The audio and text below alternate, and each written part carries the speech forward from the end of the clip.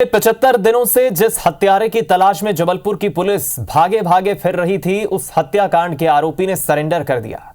कौन है वो हत्यारा और क्या है पूरा मामला, देखिए रिपोर्ट।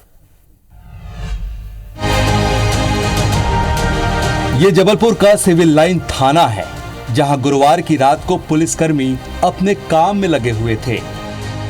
इसी दौरान एक 22 साल का लड़का अपने मुंह पर कपड़ा बांधे हुए थाना पहुंचता है और पुलिस को बताता है कि वो मुकुल सिंह है। वहां मौजूद पुलिसकर्मी भी बहुत ही साधारण तरीके से पूछते हैं क्या है, लेकिन मुकुल सिंह ने जब अपना परिचय दिया, उसे सुनकर पुलिस सन्न रह गई। 75 दिनों से जिस मुकुल की तलाश में पुलिस जमीन आसमान एक कर रही थी, उसे अपने सामने देखकर पुलिस भी हैरान रह गई। पुलिसकर्मी अपने आला अधिकारियों को सूचना देते हैं और लड़के को हिरासत में ले लेते हैं। दरअसल ये वही मुकुल सिंह है जिसने अपने नाबालिग गर्लफ्रेंड के साथ मिलकर उसके पिता और भाई की हत्या कर फरार हो गए थे।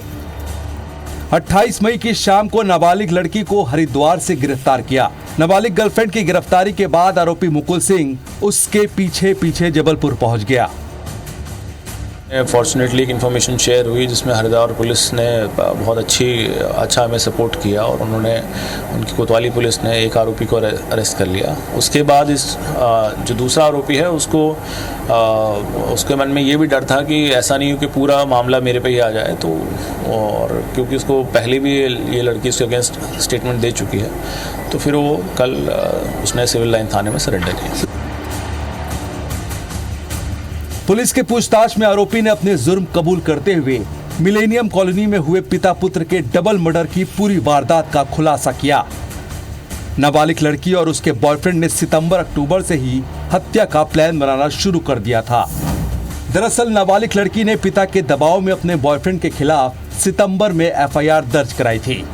साथ ही नाबालिग के पिता ने लड़के के घर पहुंचकर भी मुकुल की शिकायत की थी, जिसके बाद से नाबालिग लड़की और उसका बॉयफ्रेंड पिता को अपना रोड़ा समझ रहे थे। पिता के मना करने के बाद दोनों सोशल मीडिया के जरिए आपस में बात करते थे और हत्या की प्लानिंग की। वारदात वाले दिन बालकनी का ग्रिल तोड़कर मुकुल घर में घुसा था और हत्याकांड की वारदात को अंजाम दिया। अपने पिता की चीख सुनकर जब नाबालिग लड़की का भाई पहुंचा, तो दोनों ने मिलकर उसकी भी हत्या कर दी। हत्या के बाद लाश को छोटे छोटे टुकड़े कर ठिकाने लगाने की साजिश थी, लेकिन खून देखकर दोनों घबरा गए।